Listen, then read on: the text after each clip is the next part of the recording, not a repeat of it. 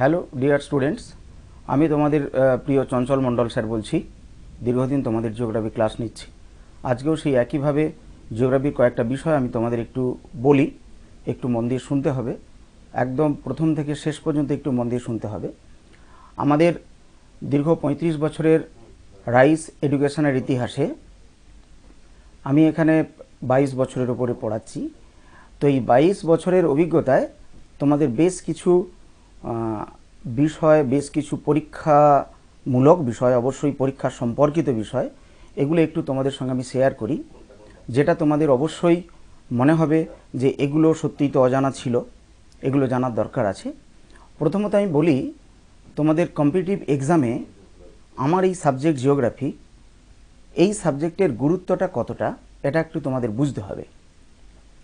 দেখো, আমাদের পশ্চিমবঙ্গের স্টুডেন্টরা তোমরা, এবং ভারতবর্ষের অন্যান্য স্টেটেরও কিছু স্টুডেন্ট আমাদের স্টেটে এসে পড়াশোনা করে, তোমরা যারা পড়াশোনা করছো কম্পিটিটিভ এক্সাম দেওয়ার জন্য, মূলত তোমরা দুটো লেভেলে পড়াশোনা করো, মানে দুটো বিষয়কে কেন্দ্র করে তোমরা পড়াশোনা করতে থাকো। একটা বিষয় হচ্ছে ওয়েস্ট বেঙ্গলের যে কোনো একটা চাকরি, সে সিভিল সার্ভিস ওয়েস্ট বেঙ্গল হোক, ওয়েস্ট বেঙ্গলের ক্লার্কশিপ হোক, ওয়েস্ট বেঙ্গল মিসলেনিয়াসের মাধ্যমে অফিসার গ্রেড হোক, যাই হোক, ওয়েস্ট বেঙ্গল ওরিয়েন্টেড একটা চাকরি। আর একটা হচ্ছে সেন্ট্রাল গভর্নমেন্ট ওরিয়েন্টেড চাকরি। মাথায় রাখো, এই যে সেন্ট্রাল গভর্নমেন্ট ওরিয়েন্টেড চাকরি বা ওয়েস্ট বেঙ্গল ওরিয়েন্টেড চাকরি, যে চাকরির জন্যই তুমি তোমাকে ফোকাস করো না কেন, এই সাবজেক্টটার গুরুত্বটা কোন চাকরিতে কতটা আছে সেটা যদি একটু জেনে নেওয়া যায় প্রথম থেকেই, তাহলে আমার মনে হয় পড়াশোনা করার ক্ষেত্রে তোমাদের অনেকটা ইজি হবে এবং তোমাদের গোলটা ফিক্সড করতে অনেকটা সুবিধে হবে। কীরকম দেখো বলি। আমাদের জিওগ্রাফিকে মোটামুটি আমরা তিনটে ভাগে ভাগ করি। ধরো, জিওগ্রাফি যে সাবজেক্টটা, সেই সাবজেক্টের তিনটে ভাগ আছে। কীরকম তিনটে ভাগ? একটা ভাগ হচ্ছে, বুঝলে, ওয়েস্ট বেঙ্গল জিওগ্রাফি। একটা ভাগ হচ্ছে ওয়েস্ট বেঙ্গল জিওগ্রাফি। সেকেন্ড পার্টটা বুঝলে ইন্ডিয়ান জিওগ্রাফি। সেকেন্ড পার্টটা হচ্ছে ইন্ডিয়ান জিওগ্রাফি। আর থার্ড পার্টটা বুঝলে ওয়ার্ল্ড জিওগ্রাফি। এই যেটা ওয়ার্ল্ড জিওগ্রাফি, সেটা কি আমরা অনেক সময়তেই ফিজিক্যাল জিওগ্রাফিও বলি। ফিজিক্যাল জিওগ্রাফি, অ্যাকচুয়ালি এটাকে ফিজিক্যাল জিওগ্রাফি বলার কারণ হচ্ছে, এই ফিজিক্যাল জিওগ্রাফিটা এমন কিছু চ্যাপ্টার্স আছে যে চ্যাপ্টারগুলোর সমস্ত ওয়ার্ল্ডের ক্ষেত্রেই প্রযোজ্য। তুমি আমরা ইন্ডিয়াতে থাকি, এমনকি কেউ অস্ট্রেলিয়াতে থাকে, তাহলে সেও ওই যে পার্টটা পড়ছে যেভাবে, ওই পার্টটা যে অস্ট্রেলিয়া থাকে, যে আমেরিকা থেকে থাকে, সেও যেভাবে পড়ছে, তুমিও ঠিকই একই বিষয়টাই পড়ছো। সেইগুলোকেই আমরা ওয়ার্ল্ড জিওগ্রাফি বা ফিজিক্যাল জিওগ্রাফির আন্ডারে রাখি। কি বিষয়টা সেটা আমি অবশ্যই একটা করে প্রশ্ন বলবো, সেটা কি ধরনের এক্সামে আসে সেটাও আমি বলি। আগামী ওয়েস্ট বেঙ্গল জিওগ্রাফি যেহেতু বলেছি, ওয়েস্ট বেঙ্গল জিওগ্রাফি থেকে একটু শুরু করি। এই ওয়েস্ট বেঙ্গল জিওগ্রাফি থেকে যে সমস্ত পরীক্ষায় কোশ্চেন্সগুলো আসে, সেটা মেনলি হচ্ছে ডাব্লিউবিসিএস।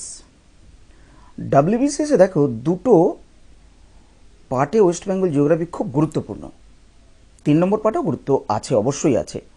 ওই দুটো পার্ট যদি ভালো করে পড়াশোনা করা যায়, তাহলে 3 নম্বর পার্টটা তোমার কাছে খুব ইজি হবে। বলে রাখি কি পার্ট। প্রথমত ডাব্লিউবিসিএস, তাছাড়া ওয়েস্ট বেঙ্গলের পিএসসি, পাবলিক সার্ভিস কমিশন, যেটা এখন অনেক সময় ওরা এসএসসি এই লেভেলের পরীক্ষা নেয়, ওই পিএসসি ওরিয়েন্টেড যত এক্সাম, সমস্ত এক্সামই এই ওয়েস্ট বেঙ্গল জিওগ্রাফি থেকে কোশ্চেন্স থাকে। যেমন আমি বলি, ডাব্লিউবিসিএসে কীরকম কোশ্চেন্স থাকে? How many districts are there of North Bengal. এই যে নর্থ বেঙ্গলে কটা ডিস্ট্রিক্টস, তোমায় প্রশ্ন করলো নর্থ বেঙ্গলে কটা ডিস্ট্রিক্ট আছে, নাম্বার অফ ডিস্ট্রিক্ট জানতে চাইলো।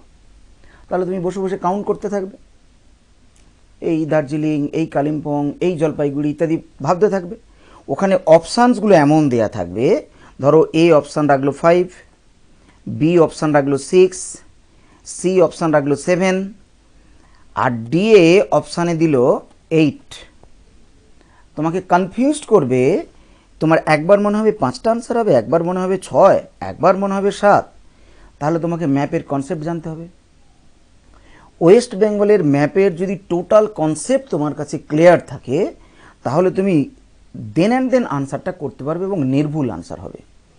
সবথেকে বড় বিষয়, পিএসসি ওরিয়েন্টেড সমস্ত এক্সামগুলো ইনক্লুডিং WBCS নেগেটিভ মার্কস থাকে, তাহলে তোমায় আনসারটা করতে হবে কনফার্ম, এবং কোনোভাবে তো নেগেটিভ করা যাবেই না এবং জানতেও হবে ঠিকঠাক। তাহলে তার জন্য ম্যাপ দরকার। আমি কিন্তু সেটা আজকে পড়াবো। ওয়েস্ট বেঙ্গলের আমি পলিটিক্যাল ফিচার্সটা নিয়ে আলোচনা করব, সেটা একটু ওয়েট করো। আমি তার আগে ইন্ডিয়ান জিওগ্রাফির গুরুত্বটা কম্পিটিটিভ এক্সামে কোথায়, ওয়ার্ল্ড জিওগ্রাফিতে কী ধরনের প্রশ্ন আসে সেটা একটুখানি বলে দিই। তাহলে ওয়েস্ট বেঙ্গল জিওগ্রাফি মেনলি হচ্ছে আমাদের ওয়েস্ট বেঙ্গল গভর্নমেন্টের exam orientation geography. West Bengal government যত এক্সাম নেয় তার মধ্যে মোস্ট অফ দ্য এক্সামে ওয়েস্ট বেঙ্গল থেকে বেশি কোশ্চেন্স থাকে। কোন এক্সামে কতগুলো প্রশ্ন থাকে সেটা তো আমরা আসছি, পরে বলবো। দেখো ইন্ডিয়ান জিওগ্রাফি বলি, এইখান থেকে কেমন কোশ্চেন্স থাকে দেখো বলি। ইন্ডিয়ান জিওগ্রাফি থেকে কোশ্চেন্স থাকে এইরকম: name the youngest state, name the youngest state. এই যে ইয়াংগেস্ট স্টেট বললো, বলো তো দেখি। এখানে অপশান যদি দেয় তেলেঙ্গানা, এখানে অপশান তোমাকে দিতে পারে ছত্তিশগড়, অপশান দিতে পারে ঝাড়খণ্ড। তাহলে এই যে তেলেঙ্গানা, ছত্তিশগড়, ঝাড়খণ্ড যাই অপশান দিক, তাহলে তোমাকে ভীষণ আপডেট থাকতে হবে। কারণ আমাদের দেশের মধ্যে একসময় যখন দেশটা স্বাধীন হয়েছিল মাত্র 14টা রাজ্য ছিল। সেই জায়গায় আজকে ভাবো তো দেখি 28টা রাজ্য, 29টা নয়, কিন্তু কয়েকদিন আগে পর্যন্ত 29 ছিল। আজকে 25শে মে 2020 সাল, আমি আজকে দাঁড়িয়ে বলছি কয়েকদিন আগে, তোমরা খেয়াল করবে। তাহলে কবে কি চেঞ্জ হচ্ছে এই বিষয়টাও কিন্তু আমাদের মাথায় রাখতে হবে। তাহলে এখন যে 28টা রাজ্য, তুমি 28টা দাগ দেবে। কোশ্চেন্সটা পড়ে আমাদের স্টুডেন্টদের, তোমাদের অনেকেরই খুব সহজেই মনে হয় ভেরি সিম্পল কোশ্চেন, 27, 28, 29, 26, 25 অপশান দেওয়া আছে, কোনো একটা আনসার করে দিলে। কিন্তু সেটা কি ওইভাবে করা যায়? করা যায় না। এই কারণের জন্য ওটা নেগেটিভ হওয়ার সম্ভাবনা থাকে। যদি ভুল হয়ে যায় সেই কারণে ওটা করা যাবে না। তাহলে ইন্ডিয়ান জিওগ্রাফির ক্ষেত্রেও কিন্তু প্রচুর পরিমাণে এরকম কোশ্চেন্স থাকে। কোন ধরনের এক্সামে? একাধারে ওয়েস্ট বেঙ্গলের স্টেটের যে কোনো এক্সামে কোশ্চেন্স থাকে, সেটা WBCS বলো, মিসলেনিয়াস বলো, থাকে। তার সঙ্গে সেন্ট্রাল গভর্নমেন্ট ওরিয়েন্টেড যত এক্সাম হয়, যেমন বলি CGL, তোমাদের সায়েন্স বেস স্টুডেন্টদের প্রত্যেকেরই একটা স্বপ্ন বলতে পারো যে আমি CGL এর অফিসার হব, ইনকাম ট্যাক্স অফিসার হব, অ্যাসিস্ট্যান্ট গ্রেড অফিসার হব, UDCর অফিসার হব। তাহলে এটা হতে গেলে তোমাকে ইন্ডিয়ান জিওগ্রাফি কনফার্ম পড়তে হবে। ওই ইন্ডিয়ান জিওগ্রাফি থেকে এই ধরনের কোশ্চেন্স থাকবে। কোশ্চেন্সটা শুনলে তোমার মনে হবে মামুলি কোশ্চেন্স, কোশ্চেনটা শুনলে তোমার মনে হবে ভেরি সিম্পল কোশ্চেন্স, কিন্তু আনসারটা ঠিক করা ভীষণ প্রয়োজন। চলো তারপর আমি ওয়ার্ল্ড জিওগ্রাফির বিষয়টা একটুখানি বলে থাকি। ওয়ার্ল্ড জিওগ্রাফি থেকে কী ধরনের কোশ্চেন্স আসবে বলি। এই ধরো ওয়ার্ল্ড জিওগ্রাফি থেকে কী ধরনের কোশ্চেন্স আসবে বলার আগে বলি, তোমরা অনেকেই রেলের পরীক্ষা দাও, তোমরা অনেকে CGL এর পরীক্ষা দাও, ওয়েস্ট বেঙ্গলের বিভিন্ন পরীক্ষা দাও। কারণ মনে হতে পারে যে আমি ওয়েস্ট বেঙ্গলের কোনো চাকরি করব না, ওয়েস্ট বেঙ্গল গভর্নমেন্ট সেভাবে ডিএ দিচ্ছে না, অনেক দিন পিছিয়ে আছে, অনেক দূর পিছিয়ে আছে, সেন্ট্রাল গভর্নমেন্ট অনেক এগিয়ে আছে, চলো আমি সেন্ট্রাল গভর্নমেন্টের এক্সামে বসবো। খুব ভালো কথা। তাহলে সেন্ট্রাল গভর্নমেন্টের এক্সামে বসতে গেলে জিওগ্রাফি থেকে যদি 5টা কোশ্চেন্স থাকে প্রিলিমস এক্সামে, 5টাই আনসার করতে হবে যদি সঠিক প্রসেসে রেগুলার একটু পড়াশোনা করা যায়। সেই প্রসেসগুলোই কি সেটা কিন্তু জানতে হবে। কীরকম বলি দেখো, ওয়ার্ল্ড জিওগ্রাফি থেকে এবং ফিজিক্যাল জিওগ্রাফি থেকে একটা কোশ্চেন্স বলি। ধরো কোশ্চেন্সটা দেওয়া হলো এইরকম: black forest is located at, বা কোশ্চেনটা ঘুরিয়ে দিতে পারে, black forest is the example of. Anyway তোমরা ব্ল্যাক ফরেস্টের নাম শুনেছো, আইসক্রিমের নাম শুনেছো, মনে হতে পারে ওরে বাবা ওটা একটা আইসক্রিম, অপশান খুঁজে খুঁজে দেখবে দেখি কোথায় আইসক্রিম আছে, থাকবে না আইসক্রিম। ওখানে ব্ল্যাক ফরেস্ট থাকবে কি? সেখানে থাকবে মাউন্টেন, ফরেস্ট, ওশান, ভ্যালি, এই ধরনের অপশান থাকবে। তাহলে তোমার প্রাইমারিলি মনে হবে ব্ল্যাক ফরেস্ট, ওখানে ফরেস্ট টার্ম আছে, তাহলে এটা একটা ভেজিটেশন, এটা একটা ফরেস্ট। চলো তুমি ভেজিটেশন আনসার করো, দেখো তুমি, তারপরে আনসার কি মেলাও। ওটা তো 1 সপ্তাহ পরে আনসার কি দিয়ে দেয়, 1 সপ্তাহের মধ্যে দিয়ে দেয়। আনসারকে মিলিয়ে দেখবে তুমি রং আনসার, তখন তোমার কিছু করার থাকবে না। তাহলে করার যা সেটা হচ্ছে আগে, সেই আগে করতে গেলে তোমাকে আনসারটা সঠিক জানতে হবে যে ব্ল্যাক ফরেস্ট হচ্ছে একটা মাউন্টেন, শুধু মাউন্টেন নয়, ব্লক মাউন্টেন, সেটা আছে জার্মানিতে। তাহলে এই যে মাউন্টেন, এই যে ব্লক মাউন্টেন, এই যে জার্মানিতে আছে, এই বিষয়গুলো তোমার কাছে খুব ক্লিয়ার হবে তুমি যদি ওয়ার্ল্ড জিওগ্রাফি কোন কোন টপিক থাকবে সেইগুলো যদি খুব ভালো করে তুমি বুঝে নাও এবং মাথায় রাখতে পারো। এটা কিন্তু তোমার খেয়াল রাখতে হবে। আমি তোমাদের আজকে একটা পার্টিকুলার টপিক পড়াবো, একটা পার্টিকুলার টপিকের কয়েকটা পার্ট পড়াবো। সেটা হচ্ছে আমাদের পশ্চিমবঙ্গের maximum student civil service exam দেয়। ওই সিভিল সার্ভিস এক্সামে অবশ্যই ওয়েস্ট বেঙ্গল ভীষণ গুরুত্বপূর্ণ। ওয়েস্ট বেঙ্গল ভীষণ গুরুত্বপূর্ণ হওয়ার কারণের জন্য ওয়েস্ট বেঙ্গল জিওগ্রাফিটা ভালো করে পড়তে হবে তোমাদের। এই ওয়েস্ট বেঙ্গল জিওগ্রাফি পড়তে গেলে ওয়েস্ট বেঙ্গল সম্পর্কে একটা বেসিক কনসেপ্ট থাকতে হবে। আমি ওই বেসিক কনসেপ্টের ওপর একটা টপিক আজকে শুরু করি, তারপর নিশ্চয়ই পরে পরে ধীরে ধীরে আমাদের পরবর্তী ক্লাস, তার পরবর্তী ক্লাস ওয়েস্ট বেঙ্গলের বেসিক জিওগ্রাফি, ইন্ডিয়ান জিওগ্রাফির একদম বেসিক কনসেপ্ট। একটা কনসেপ্ট থেকে, একটা ম্যাপ থেকে 100টা কেন 200টা 500টা প্রশ্নের উত্তর তুমি গ্যাদার করতে পারবে, নলেজে তোমার রাখতে পারবে। চলো তাহলে আমরা এই জায়গাটা থেকে একটু কুইট করে ওয়েস্ট বেঙ্গল জিওগ্রাফি যাই। ওয়েস্ট বেঙ্গল জিওগ্রাফিতে আমরা আসি, বুঝলে? তাহলে টপিক তোমরা একটু লিখতে পারো, লিখবে, অবশ্যই লিখবে যে পলিটিক্যাল ফিচার্স। টপিক লেখো political features, political features of West Bengal. এই পলিটিক্যাল ফিচার্স জানতে গেলে আগে ওয়েস্ট বেঙ্গল সম্পর্কে একটু বলি। ওয়েস্ট বেঙ্গল একটা স্টেট, ডেফিনেটলি ইউ নো। এই ওয়েস্ট বেঙ্গল স্টেটটা কোথায় আছে? এই ওয়েস্ট বেঙ্গল স্টেটটা রয়েছে আমাদের ভারতবর্ষ দেশের একদম পূর্ব দিকের একটা রাজ্য, উত্তর পূর্বের রাজ্য বলবো না, পূর্ব দিকের একটা রাজ্য বলবো। তো এই ওয়েস্ট বেঙ্গলটা তাহলে ভারতের একটা রাজ্য বটে, কিন্তু ভারতটা তো একটা দেশ, এশিয়া কন্টিনেন্টের। অত দূর থেকে আমি আসছি না, আমি খুব ছোট জায়গা থেকে আসছি। আমাদের ভারতের মানচিত্রের মধ্যে পশ্চিমবঙ্গ একটা রাজ্য। সেই পশ্চিমবঙ্গ রাজ্যটা কেমন সেটা যদি আমার নলেজে রাখতে পারি, আমরা আমাদের মেমোরিতে রাখতে পারি ডায়াগ্রামটা, তাহলে কিন্তু ওখান থেকে যে কোনো প্রশ্ন তোমার পক্ষে সলভ করা সম্ভব। আমি একটু ডায়াগ্রামটা ধীরে ধীরে আঁকছি, তোমরা একটু ফলো করো ডায়াগ্রামটা কোন দিক থেকে আঁকছি। ফলো কেন করতে বলছি? তাহলে তোমরাও বাড়িতে ওইভাবে এঁকে প্র্যাকটিস করতে পারবে। তোমাদের কোনো পরীক্ষায় ম্যাপ আঁকতে দেবে না। তোমাদের অনেক স্টুডেন্টদের এরকম মনে হয়, ও স্যার ম্যাপটা কি আমাদের আঁকতে হবে, এত কঠিন, ভারতের ম্যাপ আঁকতে পারি না, আবার পশ্চিমবঙ্গের ম্যাপ আঁকবো না। আমি তা বলতে চাইছি না। আমি বলতে চাইছি ম্যাপটা আঁকা প্র্যাকটিস করলে কোথায় হুগলি ডিস্ট্রিক্ট, কোথায় কলকাতা ডিস্ট্রিক্ট, কোথায় 24 পরগনা ডিস্ট্রিক্ট, এগুলো তোমার মেমোরিতে খুব ভালো থাকবে। চলো তো দেখি, আমি ছোট্ট করে ম্যাপটা আঁকি, তোমরা কিন্তু প্রত্যেকে আঁকবে, কেমন? চলো। আর ম্যাপ আঁকার সময় একটা জিনিস খেয়াল রাখবে, ম্যাপটা তোমার কাছে খুব ভালো হলো না খুব খারাপ হলো এটা বড় ব্যাপার নয়, বুঝলে? বড় ব্যাপার হচ্ছে ম্যাপটা আঁকতে শেখা। এই ম্যাপ যতক্ষণ না আমরা আঁকতে শিখি, বুঝলে তোমরা স্টুডেন্টরা, ততক্ষণ না তোমাদের কাছে কিন্তু কনসেপ্টগুলো ক্লিয়ার হয় না।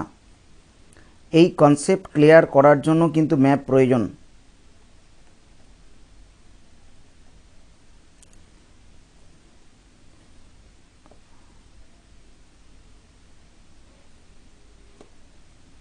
এই কনসেপ্টটা ক্লিয়ার করার জন্য আমি ম্যাপটা আঁকতে চাইছি এবং তোমাদেরও আঁকতে বলবো।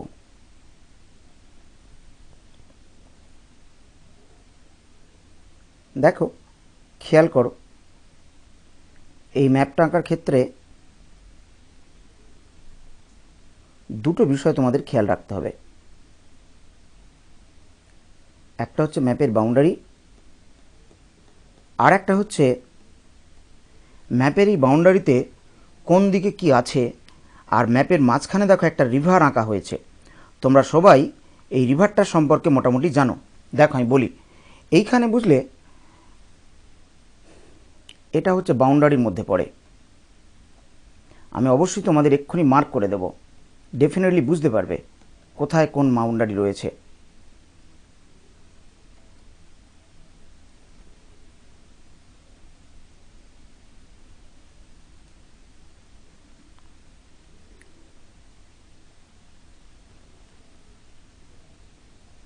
আমাদের পশ্চিমবঙ্গের বুঝলে চারিদিকে একদম নিচের দিকে বে অফ বেঙ্গল রয়েছে, আর চারিদিকে কয়েকটা কান্ট্রি এবং কয়েকটা স্টেট আছে। যেমন দেখো বলি, 3টে কান্ট্রি আর 5টা স্টেট দ্বারা সারাউন্ডেড আমাদের ওয়েস্ট বেঙ্গলের এই মানচিত্রটা।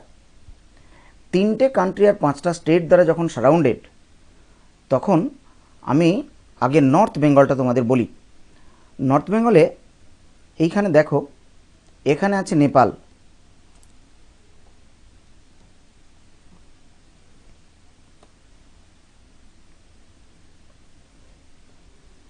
এখানে আছে তোমাদের নেপাল,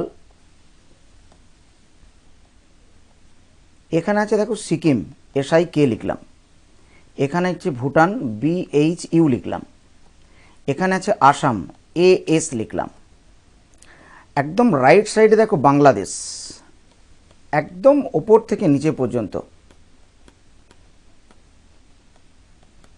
বাংলাদেশ। লেফট সাইডে এইখানটা বুঝলে বিহার, BIH লিখলাম। এই দিকটা বুঝলে ঝাড়খণ্ড,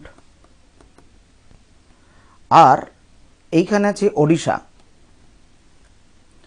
আমি আগে তোমাদের নর্থ বেঙ্গলের ডিস্ট্রিক্টের বাইফার্কেশনগুলো বলি, বুঝতে পেরেছ কোথায় কোন ডিস্ট্রিক্ট আছে। ডিস্ট্রিক্টগুলো হচ্ছে এই রকম, বুঝেছ, এইখান থেকে এইটা একটা ডিস্ট্রিক্ট, এইবারে বলি এইখানে ডিস্ট্রিক্ট, এইখানে একটা ডিস্ট্রিক্ট আছে। এই ডিস্ট্রিক্টগুলো বাইফার্কেশনটা তোমাদের একটু মাথায় রাখতে হবে।